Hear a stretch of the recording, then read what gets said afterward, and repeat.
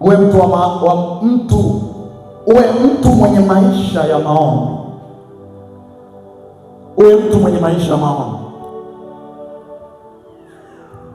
Uwe mtu mwenye maisha ya maombi.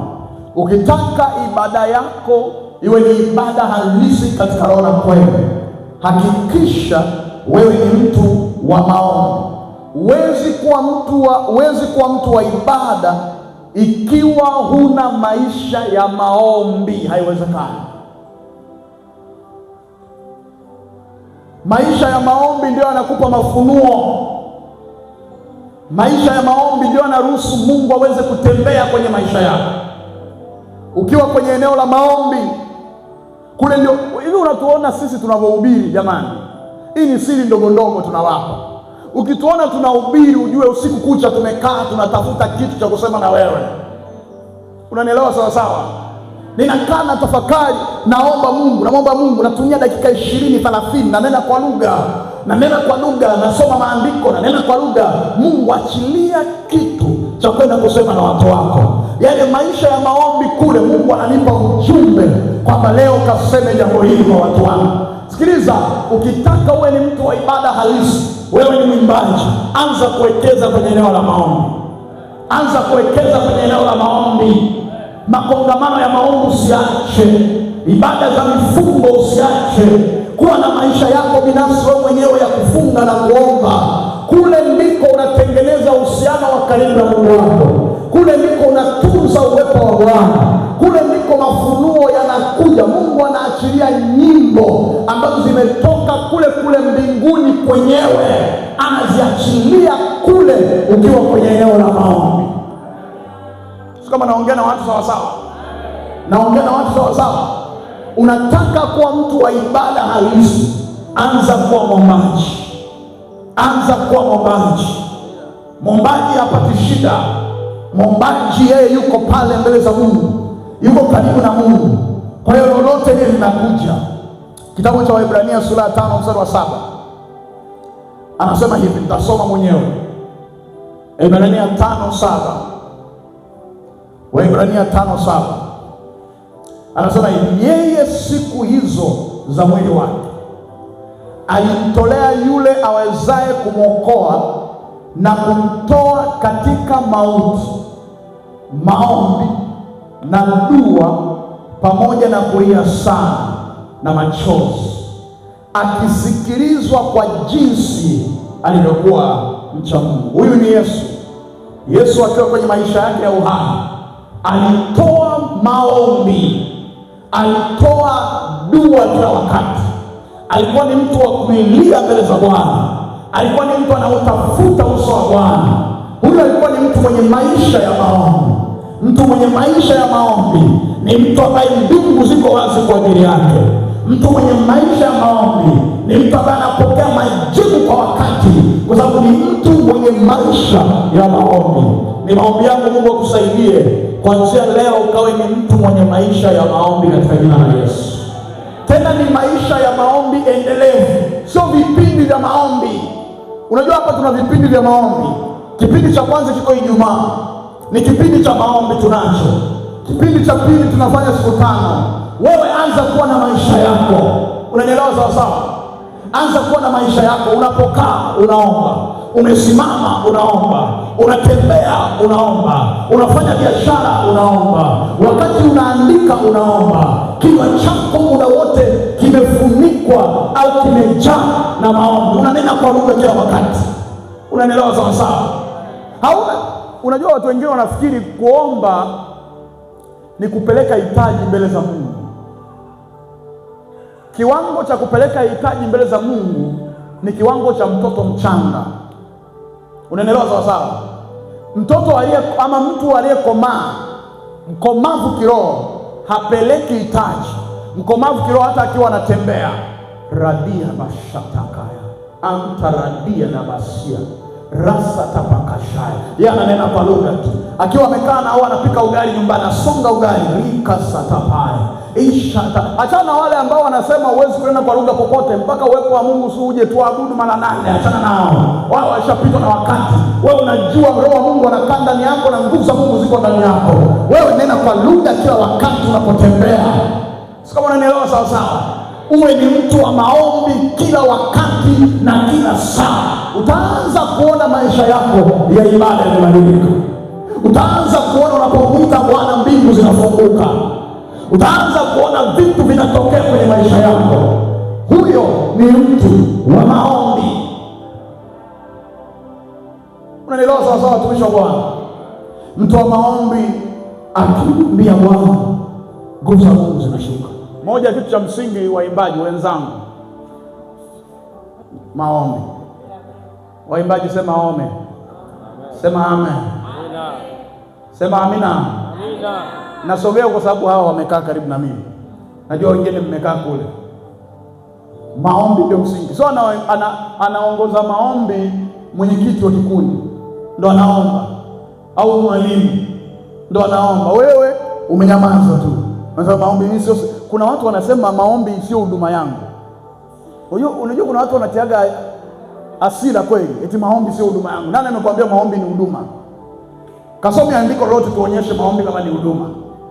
Tuletee tulichambue hapa. Maombi ni maisha ya Mkristo. Kila muombaji, kila Mkristo lazima awe muombaji. Sio swala la huduma ya mtu. Kila mtu anatakiwa kuomba. Kila mtu anatakiwa kumtafuta Mungu. Kila mtu anatakiwa kumsogelea Bwana. Biblia inasema Yesu alimtolea Bwana dua na maombi na vilio. Na wewe badilisha mfumo wako wa maisha. Kila wakati wewe ni mtu wa kuomba na kumpa Bwana dua na kumlilia Bwana juu ya kila kitu unachotaka. Kila wakati uwe mtu wa maombi na Mungu akusaidie katika jina la Yesu. Jamani amina. Jamani amina. Maombi ndio. Ukitaka kubadilisha eneo la ibada, anza kuomba. Kuna watu wanakuja hapa wanasema leo bwana, leo nimetoka ibadani, leo nimetoka kapa kabisa. Tena hasa wale waimbaji wale. Leo waimbaji kabisa leo hawakujaa upako leo. Leo hawakuwa na upako. Kumbe ye mwenyewe ndo hana upako. Kwa hiyo ameshindwa kuconnect na upako uliopo. Kama unanielewa sawa sawa. Moja ya jambo la muhimu sana ambalo unatakiwa kulifanya unapokuja ibadani, ujiandae ukiwa nyumbani kwako kwa ajili ya ibada unayoenda leo. Tena ikiwezekana pata dakika 20, 30 au saa moja, omba kwa ajili ya ibada ya Jumapili. Iombee na mwenyewe unasema Mungu na ukanihudumia kwenye ile ibada. Umejiandaa tangu ukiwa nyumbani. Hapa ukija hao majamaa, hao watu wakiimba tu kidogo tu, connection imefika mpaka kule nyuma. Kwa nini? Kwa sababu ni mtu wa maombi. Unanielewa sawa sawa? Yaani hata kama waimbi nyimbo nzuri sana, karibu Yesu mahali hapa, karibu Yesu mahali hapa. Unashangaa yule kule anazungumza na mwenzie wakati watu wanaimba huyo. Yule kule ndo bado kabisa anaweka simu sawa sawa, anachezea simu. Yule kule nyuma ananena kwa lugha. Yaani watu wa aina tatu wakati wa tukio hili. Unaona wao tofauti wake. Huyu mwingine alishajiandaa, karibu Yesu moyoni mwangu, karibu Yesu moyoni mwangu. Alafu naanza kumsikia rahi ya basha kata itaradadabos. Jirani anamwangalia, imekuwaje mbona ghafla atuingilizia? Roho gani anashuka ghafla hivi? Sikiliza, roho alishajaa ndani yake. Roho ashuki na kutoka. Roho akishaingia ndani ameingia ndani. Shida ulionayo wewe, roho wako ni wa msimu. Unanielewa sawa sawa? Yeye wa kwake yuko active muda wote. Unanielewa sawa sawa? Wakisema nakuabudu Bwana, nakuabudu. Yeye kula anena kwa lugha tu, nakuabudu. Wewe kule unaangalia Mrs. Joel alipovaa. Sio kama unanielewa sawa sawa? Vitu vili tofauti. wewe hujajiandaa. Biblia inasemaje? Maandalio ya moyo ni ya mwanadamu, bali jawabu la ulimi latoka kwa Bwana. Ukija kwenye ibada, liko jawabu ambalo Mungu ameliandaa kwa ajili yako, lakini inatakiwa uwe umejiandaa sawa sawa.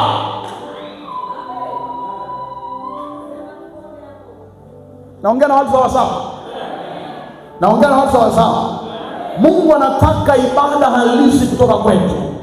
Mungu anataka ibada kamili kutoka kwetu. Anataka tubadilike leo, tuwe ni watu wa ibada, tumwabudu yeye katika roho na kweli. Sitaangalia nani anapiga kinanda. Kijana mbona ni mgeni, ametoka wapi? Wewe inakuhusu nini? Wewe umekuja kuabudu. Unanielewa sawa sawa? Wewe connect na ibada. Hayo mengine waachie wengine, wana kazi nayo, watafanyia kazi. Jambo la 4, sisi tuishie hapa la 4. Nani kama muda unaniacha sasa? Jambo la 4, ili uwe na ibada halisi, ibada ya kibiblia. Jambo la 4, heshima kwa Mungu na kwa vitu vyake. Uwe na heshima kwa Mungu na kwa vitu vyake. Ibada halisi inachagizwa na heshima ulionayo mbele za Mungu, lakini sio tu mbele za Mungu, pia ulionayo heshima ulionayo kwa vitu alivyonavyo. Hivi unajua sisi tunaongoza kwa sehemu kubwa sana, tunasema tunamheshimu Mungu, lakini vitu alivyonavyo hatumheshimu. Unafahamu hiyo? Ni ngumu sana kusema unaniheshimu mimi mchungaji na kuheshimu sana, alafu mke wangu unamdharau. Wewe una heshima na mimi, si ni sawa sawa? Nikisema mimi nakuheshimu wewe, alafu siheshimu mume wako au mke wako, unaonaje hiyo? Ili uwe na ibada halisi mbele za Mungu, Mungu anataka heshima yake, anaitaka heshima yake, anataka aheshimiwe kwanza, lakini hivyo tu anataka pia tuviheshimu na vitu alivyonavyo, vitu vyake. Hapa nikikaa kwa kina hapa, kuna vitu nitagusa. Ngoja nikupe mfano. Unaona hii nunuliwa hii, alafu nani nakumbuka, kabla tujaitumia tulifanyaje? Tuliweka wakfu. Ni ya kwako hiyo. Ukishaweka wakfu ni ya nani? Ndio uwe na heshima na hii. Sio unachukua tu stand unaitupa kule chini, unachukua mic unadondosha, kuna hata watajua wenyewe. Watajua wenyewe sisi, na tumeiombea na tumeiweka wakfu madhabahuni pa Bwana. Wale tuambie watajua wenyewe. Una akili sawa sawa? Ujui kama hii tuliiombea, maana yake tulipoiweka wakfu tayari ni ya Mungu, ni maalum kwa ajili ya kazi yake. Unaona hata hizi vumbi hapa hivi ni kuto kujua heshima kwa Mungu. Hamna hapa leo ngoja niviguse vingi. Hii ilitakiwa watu wanaojua kwamba hiki ni kifaa maalum kimewekwa na Mungu mwenyewe, anakuja na kisafisha, anasafisha, anatoa vumbi, kimewekwa wakfu kwa ajili ya kazi ya Bwana. Naongea na watu sawa sawa? Naongea na watu sawa sawa? Kama unamheshimu Mungu, utaheshimu na vitu alivyonavyo. Kama unaheshimu Mungu, tutaheshimu na vile vitu vilivyoko kwenye nyumba yake ya ibada.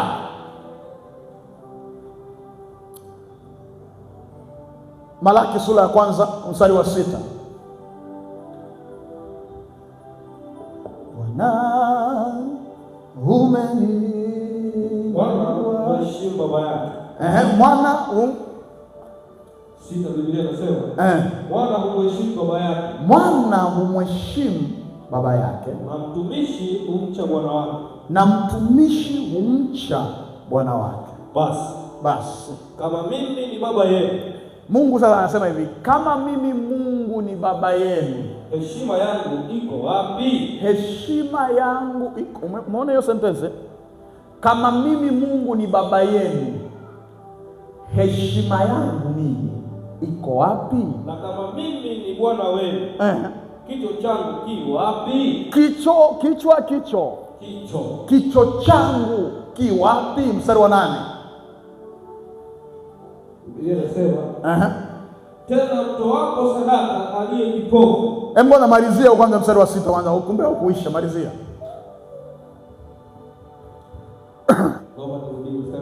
Malizia pale tulipoishia. Bwana wa majeshi wauliza nini? Kichwa changu ki wapi? Bwana wa majeshi awauliza nini? Awauliza nini? Enyi makuhani. Na ulidharau jina langu. Ndiyo. Na mwasema tumelidharau jina lako kwa jinsi gani? Mmedharau kwa jinsi gani? Mstari wa 8. Tena mtoapo sadaka aliye kipofu. Anaeleza sasa jinsi mlimdharau Mungu, ndo anaieleza mstari wa 8. Tena mtoapo sadaka aliye nini? Aliye kipofu. Mungu anatumia lugha ya kipofu, yaani sadaka isiyofaa. Si vibaya. Na mtoapo sadaka walio vilema na wagonjwa, si vibaya. Sadaka iliye kilema ni 1000 iliyochanika. Unanielewa sawa sawa? Mungu anauliza heshima yangu iko wapi? Hivi unadhani Mungu haifahamu shilingi 1000? Anaifahamu shilingi 1000? Nikimwonyesha hii, Mungu anafahamu hii ni shilingi ngapi? Anafahamu?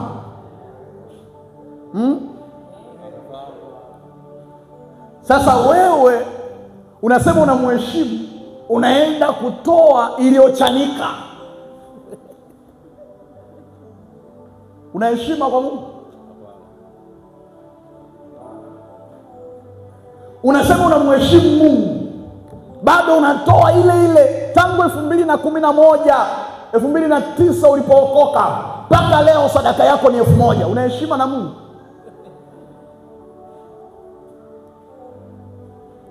Unaheshima naye?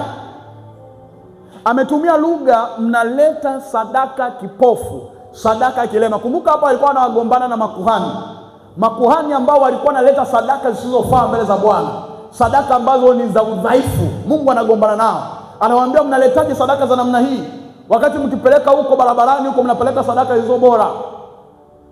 Umewahi kutana na mtu ambaye anakupa shati ambalo yeye alitumia? Umewahi kutana naye huyo? Huko watu hawapeani mashati au nguo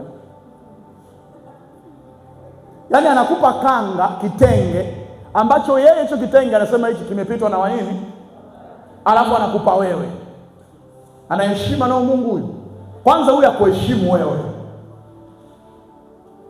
Unapotaka kumtolea Bwana, kama unamheshimu Mungu sawa sawa, unapeleka sadaka ambayo unajua kabisa hii kwenye jicho la Bwana ni heshima mbele zake.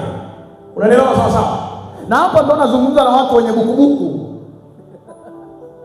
Ifike wakati tubadilike.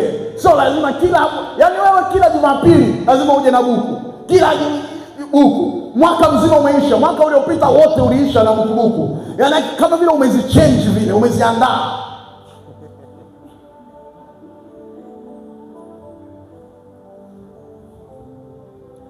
Alafu kuna wengine wanaleta fedha ambazo sizo halali mbele za Bwana. Unajua fedha sio halali? Kuonyesha. Nadhani tutakuwa nayo. Una fedha halali wewe? Isiyo halali? Hata hiyo. Fedha zote za namna hii sio halali. Tafuta mahali pameandikwa hii fedha ni halali kwa malipo ya Mtanzania. Ukipapata hapo hiyo ya kwako. Kuna mahali pameandikwa? Basi nirudishie hela yangu. Hii si halali. Sikiliza, okay. Atasema mchungaji, sisi unajua Mungu tunamtolea kile ambacho Mungu angalia sadaka, anaangalia moyo. Ni kweli Mungu anaangalia moyo, ndio ulicho nacho hicho. Shida si kutoa hicho, shida ndio ulicho nacho hicho. Kwa sababu unaweza ukatoa hicho alafu kilichobakia ni mara 40 ya hicho. Sasa unaheshima na Mungu wewe? Umeleta jelo umebakiwa nayo mfukoni 40,000, una akili timamu? Una heshima. Huwezi kuwa na ibada yenye maana, huwezi ukawa mwabudu halisi ambaye Mungu anamtafuta kama una heshima na Mungu, una heshima na vitu vyake. Lazima umheshimu Mungu sawa sawa, ujue kabisa huyu ni Mungu wa kuheshimiwa. Huyu si mwanadamu, huyu ni Mungu aliyeniumba mimi. Wakati wowote anaweza nikasababisha nikaondoka duniani, wakati wowote anaweza nikasababisha nikawa maskini au nikawa tajiri, wakati wowote. Huyu ni Mungu, kwa napeleka kwa heshima. Soma Danieli sura ya 5.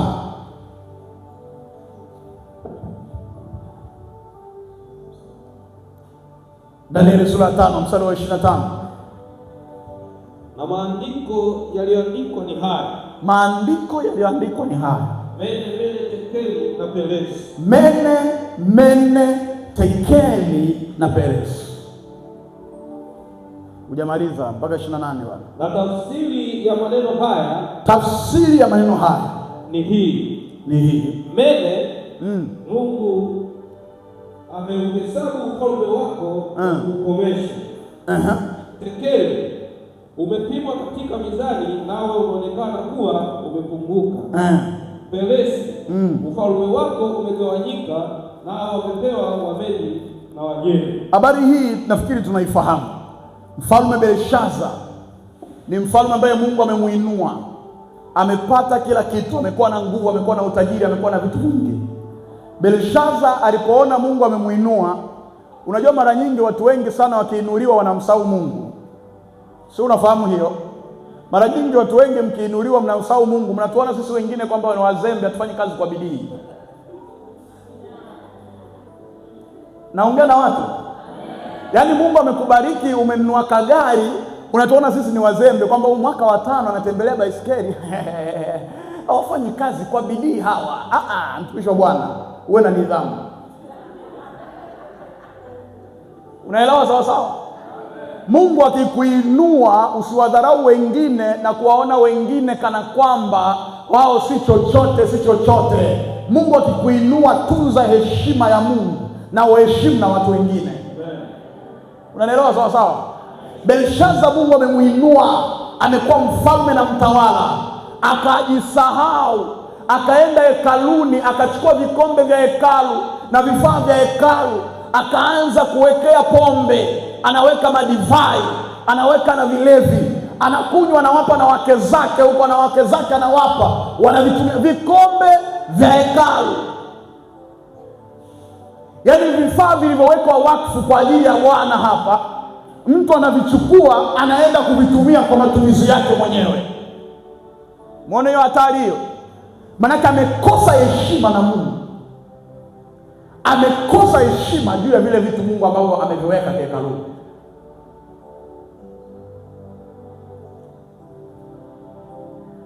Ndio maana sisi hapa mpaka ukitaka wewe hapa jaribu tu siku moja, huwezi kuja hapa ukachukua hii drum hapa. Lazima uwe umezungumza na uongozi. Tumekaa tumejadili, tukakwambia hiyo drum haitoki, mtumishi wa Bwana. Kwa nini? Kwa sababu ni heshima kwa Mungu. Vimewekwa kwa ajili ya kazi ya Bwana. Havitokitoki ovyo ovyo. Si kwamba unajisikia tu nyumbani kwako umeandaa ngoma, watu wanaaluka, wanataka uchukue drum ikapigwe ngoma nyumbani kwako. Drum ya kanisani au speaker kanisani, maiki tunaiwekombea hapa ukachezee huko na nini unyago. Haiwezekani. Unanielewa sawa sawa? Hivi vimewekwa wakfu kwa ajili ya kazi ya Bwana. Belshaza ametumia vikombe vya hekalu, anaanza kuweka mapombe, anatumia vibaya. Mungu anatokea, mkono unaandika kwenye ukuta, mene, tekeli na peresi. Ufalme wako umepimwa, ufalme wako umekomeshwa, ufalme wako ni mwisho. Sikiliza, ukimkosa Mungu heshima, usipompa Mungu heshima yake, maisha yako lazima yataharibikiwa. Usipompa Mungu heshima anayostahili, familia yako lazima itaharibikiwa. Kama unataka uwe salama, Mpe Mungu heshima yake. Naongea na watu sawa sawa. Mpe Mungu heshima anayostahili, na ukijifunza kumheshimu Mungu sawa sawa, ukijifunza kuheshimu madhabahu ya Bwana, ukijifunza kumheshimu Mungu sawa sawa, ibada yako wewe haitakuwa na kazi.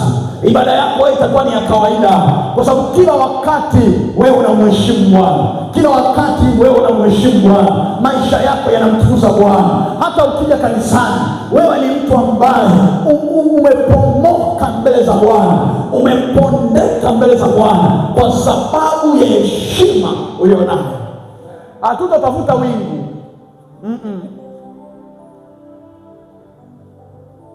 Hatutafuta wingu. Kwa sababu gani? Kwa sababu unamheshimu Mungu. Anauliza, heshima yangu iko wapi?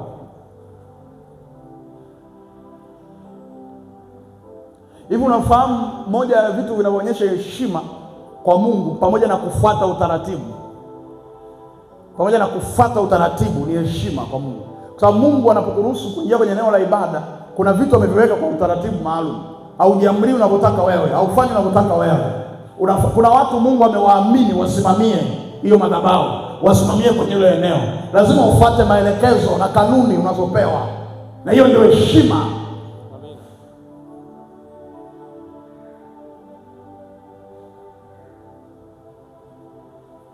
Naongea na watu sawa sawa.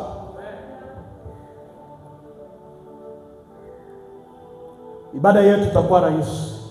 Tumwabudu Bwana katika roho na kweli, kwa sababu Mungu tunamheshimu, kwa sababu Mungu tunamtukuza. Yeye anastahili heshima. Umejaa neema na rehema, Mungu twakuabudu Bwana. Umejaa rehema na neema, Mungu twakuabudu Bwana. Yesu umejaa rehema na neema, Mungu twakuabudu Bwana.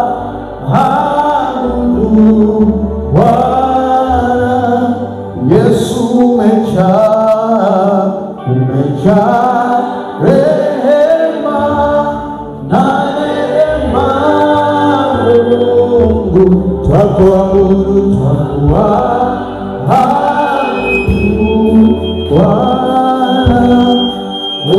Umejaa